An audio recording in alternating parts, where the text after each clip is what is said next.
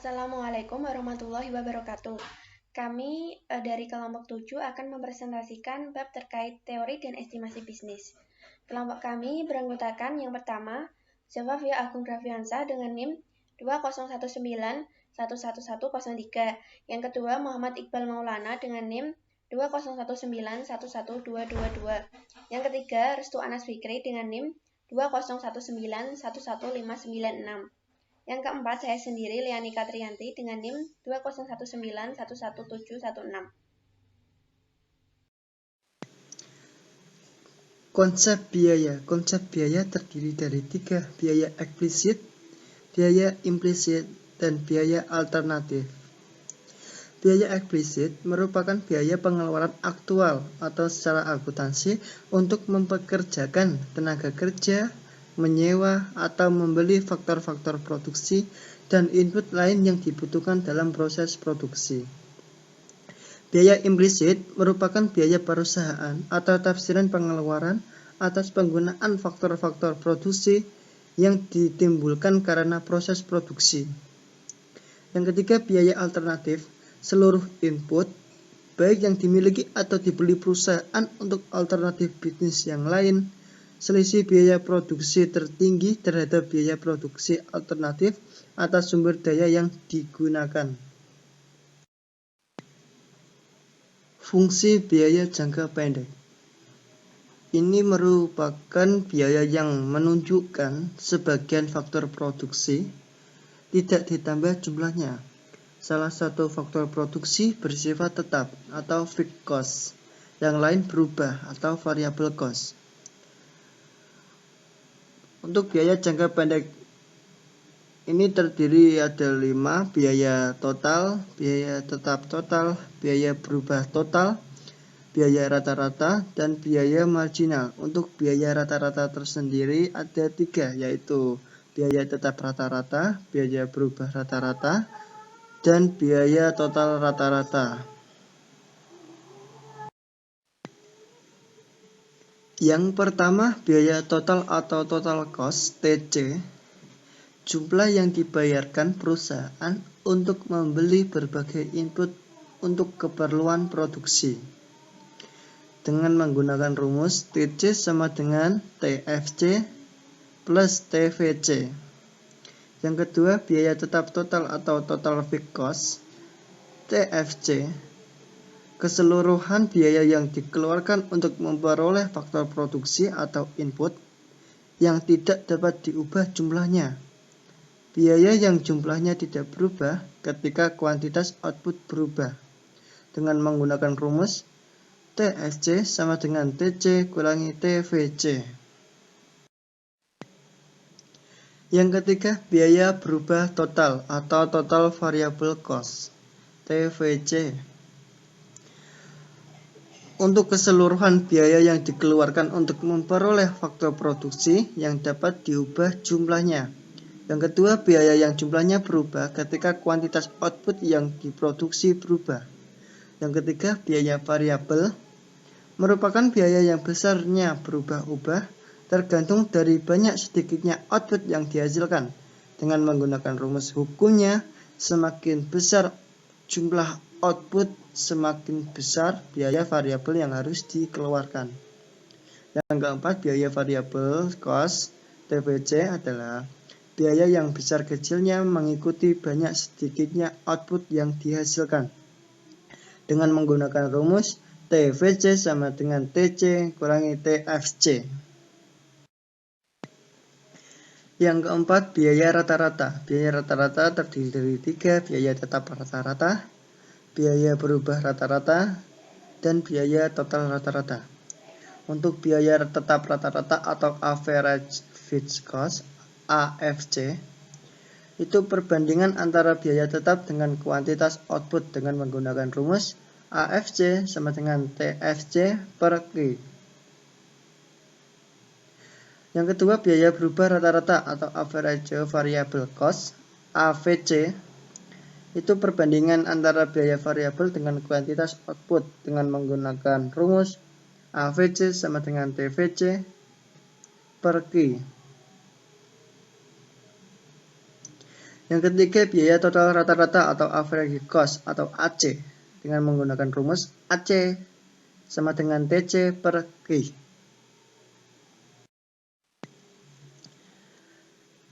Yang kelima, biaya marginal atau marginal cost MC itu kenaikan biaya produksi yang dikeluarkan untuk menambah produksi sebanyak 1 unit dengan menggunakan rumus marginal cost atau MC sama dengan delta total cost per delta total quantity atau delta TC per delta TQ. Ini ada salah satu contoh dari perusahaan Mas Pion mengeluarkan biaya sebanyak 300 juta untuk menghasilkan 1000 unit paralon. Pada saat jumlah produksi mencapai 2000 unit, perusahaan mengeluarkan biaya sebanyak 500 juta untuk memproduksinya. Berapakah biaya marginal atau marginal cost pada produk paralon? Jawabannya, diketahui delta TC sama dengan 200 juta. 200 juta hasil dari 500 juta kurangi 300 juta. Delta TQ sama dengan 1000 unit. Hasil dari 2000 unit kurangi 1000 unit. Untuk penyelesaiannya, MC sama dengan delta TC per delta TQ sama dengan 200 juta per 1000 unit sama dengan 200.000. Jadi, biaya marginal produksi paralon adalah 200.000, yang artinya adalah total biaya meningkat 200.000 dengan produk paralon tambahannya. Yang selanjutnya, fungsi biaya jangka panjang. Biaya produksi jangka panjang ialah biaya yang dikeluarkan perusahaan pada jangka waktu tertentu di mana perusahaan sudah dapat mengubah beberapa faktor produksi yang dipakai. Yang dimaksud jangka panjang di sini yakni periode di mana perusahaan cukup dalam hal waktu untuk dapat mengubah semua faktor produksi yang digunakan sesuai dengan kebutuhan usahanya. Contohnya adalah upah. Dalam jangka panjang, upah tidak lagi bersifat tetap, namun akan mengalami kenaikan yang disebabkan oleh inflasi. Dalam produksi jangka panjang, perusahaan akan memilih produksi dengan memilih kapasitas produksinya untuk mencapai biaya produksi yang minimum. Penjelasan dari kurva kapasitas produksi di samping adalah sebagai berikut.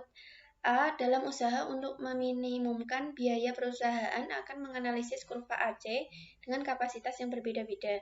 Kemudian yang B. Untuk memproduksi 100 unit, perusahaan akan memilih kapasitas 1 atau titik C karena memerlukan biaya lebih rendah dibandingkan menggunakan kapasitas 2 atau titik D. Perusahaan tetap akan menggunakan kapasitas 1 sampai di angka produksi 130, dan jika melewatinya dengan tetap berada di kapasitas 1, biaya produksi yang akan dikeluarkan oleh perusahaan lebih tinggi. Kemudian C, jika ingin menaikkan produksinya melewati angka 130, maka perusahaan akan memilih kapasitas 2. Perhatikan angka produksi 160. Biaya yang diperlukan kapasitas 2 untuk memproduksi 160 output lebih rendah dibandingkan kapasitas 1. Dan yang terakhir D, batas maksimal menggunakan kapasitas 2 adalah di angka 240 unit produksi. Jika ingin melebihinya, perusahaan akan memilih kapasitas 3. Perhatikan jumlah produksi 275 unit, menggunakan kapasitas 3 lebih meminimumkan biaya dibandingkan dengan menggunakan kapasitas 2. Yang selanjutnya, kurva LRAC atau Long Run Average Cost. Kurva LRAC adalah kurva yang menjelaskan biaya rata-rata yang paling minimum dalam berbagai tingkatan produksi, berlaku pada perusahaan yang bisa selalu mengubah kapasitas produksinya. Kurva LRAC ini berbentuk dari banyak kurva AC, bahkan bisa tidak terhingga. Kurva LRAC berbentuk U dengan menyinggung kurva AC jangka pendek. Singgungan kurva LRAC terhadap kurva-kurva AC menandakan rata-rata biaya optimum produksi dalam berbagai tindakan produksi. Titik QA adalah jumlah produksi. Kapasitas produksi yang dipakai adalah menggunakan kurva AC4 karena biaya yang dibutuhkan lebih rendah dibandingkan menggunakan kurva AC3. Kemudian jumlah produksi paling minimum pada kurva LRAC adalah titik QB dengan menggunakan kapasitas produksi AC7. Selanjutnya ada biaya marginal jangka panjang atau long run marginal cost. Biaya marginal jangka panjang adalah tambahan biaya karena menambah produksi sebanyak 1 unit. Perubahan biaya total sama dengan perubahan biaya variabel. Biaya marginal jangka panjang dapat dihitung dengan seperti rumus di bawah ini. Kemudian kurva biaya marginal jangka panjang mengukur perubahan biaya total jangka panjang per unit perubahan output. LTC untuk setiap tingkat output dapat diperoleh dengan mengalikan output dengan LAC untuk setiap tingkat output tersebut. Dengan menerapkan nilai-nilai LMC pada pertengahan antara tingkat output yang berurutan dan menghubungkan titik-titiknya, maka akan diperoleh kurva LMC. Kurva ini berbentuk U dan mencapai titik minimum sebelum kurva LAC mencapai titik minimumnya. Di samping itu, bagian kurva LMC yang menarik akan melalui titik terendah kurva LAC. Selanjutnya, biaya total jangka panjang atau long run total cost. Biaya total jangka panjang adalah biaya yang dikeluarkan untuk memproduksi seluruh output dan semuanya bersifat variabel. Biaya total jangka panjang ini dapat dihitung dengan menggunakan rumus LTC sama dengan LVC, di mana LTC ini biaya total jangka panjang dan LVC-nya biaya variabel jangka panjang. LTC untuk tiap tingkat output dapat diperoleh dengan mengalihkan output dengan biaya rata-rata jangka panjang pada tingkat output. Dengan menerapkan nilai LTC untuk berbagai tingkat output dan menghubungkan titik-titiknya, maka akan didapat kurva LTC ini. Kurva LTC menunjukkan biaya total minimum guna memproduksi setiap tingkat output pada skala operasi yang diinginkan.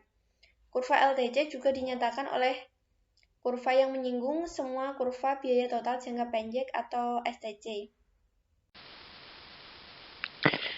Skala ekonomis dan tidak ekonomis. 1. Skala ekonomis, skala kegiatan jangka panjang dikatakan bersifat mencapai skala ekonomis apabila pertambahan produksi menyebabkan biaya produksi rata-rata menjadi semakin rendah. Yang kedua, skala tidak ekonomis. Kegiatan memproduksi suatu perusahaan dikatakan mencapai skala tidak ekonomis apabila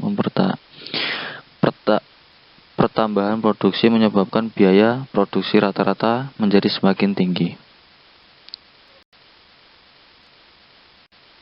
Beberapa faktor yang menyebabkan skala ekonomis. 1. Spesialisasi faktor produksi. 2. Pengurangan harga bahan mentah dan kebutuhan produksi lain. 3. Memungkinkan memproduksi barang-barang sampingan. 4. Perusahaan mendorong pengembangan kegiatan usaha di luar perusahaan yang digunakan kepada perusahaan. Kurva pembelajaran. Biaya rata-rata dari unit Q sama dengan C sama dengan A Q kuadrat. Bentuk estimasi logaritma C sama dengan logaritma A tambah logaritma B logaritma Q. Berikut gambar di bawah ini. Minimum biaya secara internasional. 1.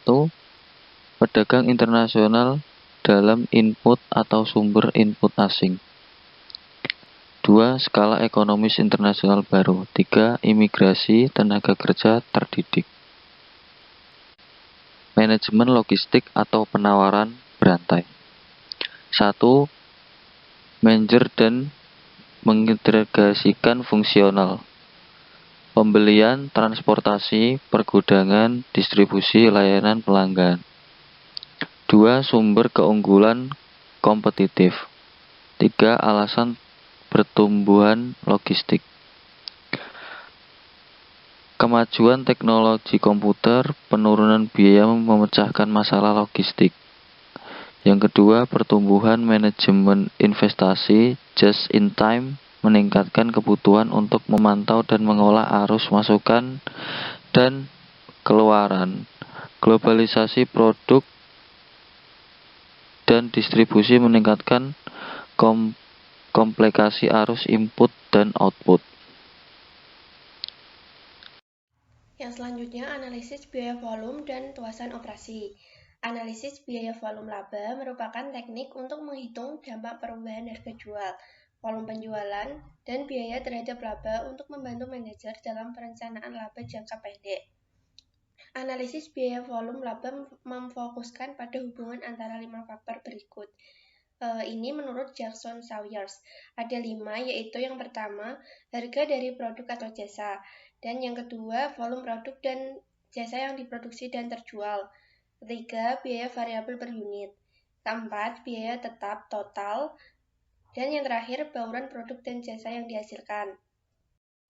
Analisis titik impas.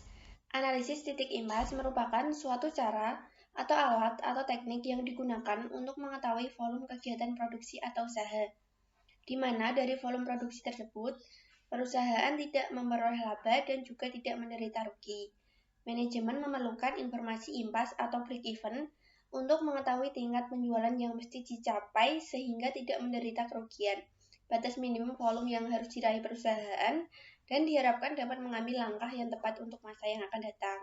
Jadi ada 2 cara untuk menentukan impas, yaitu yang pertama, pendekatan teknik persamaan, dan yang kedua, pendekatan grafik. Penentuan impas dengan teknik persamaan dilakukan dengan mendasarkan pada persamaan pendapatan sama dengan biaya ditambah laba. Sedangkan penentuan impas dengan pendekatan grafik dilakukan dengan cara mencari titik potong antara garis pendapatan penjualan dan garis biaya dalam suatu grafik yang disebut grafik impas. Yang selanjutnya, perhitungan impas dengan pendekatan teknik persamaan. Titik impas dalam unit yang terjual. Laba adalah sama dengan pendapatan penjualan dikurangi dengan biaya atau dapat dinyatakan dalam persamaan sebagai berikut. Y sama dengan CX dikurangi BX dikurangi A. Di mana Y adalah laba operasi, C harga jual persatuan, X jumlah produk yang dijual, B biaya variabel persatuan, dan A adalah biaya tetap. Berdasarkan definisi, suatu perusahaan akan mencapai keadaan impas jika jumlah pendapatan sama dengan jumlah biaya, laba sama dengan 0, Y sama dengan 0, dan kemudian memecahkan persamaan laba operasi untuk jumlah unit. Jadi, rumus titik impas dalam satuan unit yang terjual dapat dinyatakan dengan persamaan sebagai berikut.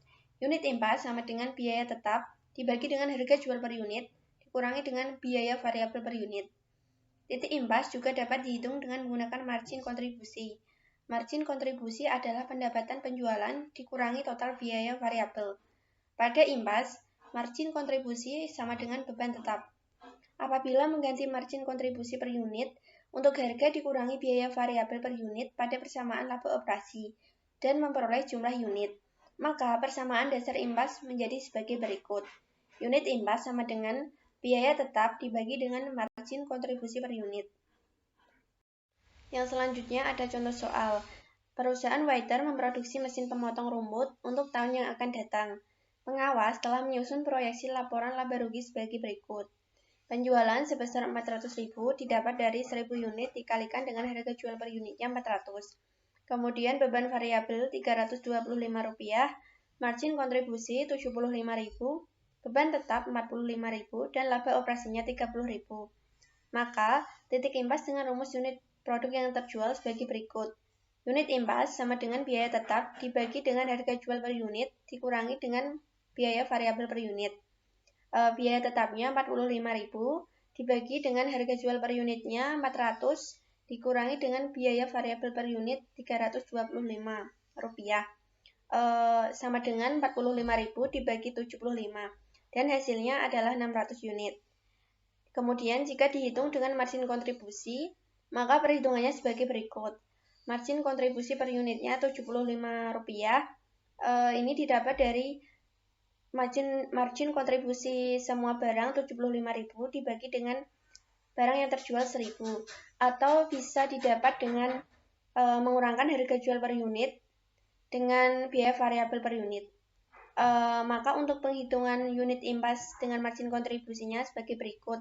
Unit impas sama dengan biaya tetap dibagi dengan margin kontribusi per unit, sama dengan Rp45.000 dibagi 75, dan hasilnya 600 unit. Sekian presentasi dari kelompok 7. Mohon maaf apabila ada kesalahan dalam penulisan atau hal apapun. Terima kasih perhatiannya. Wassalamualaikum warahmatullahi wabarakatuh.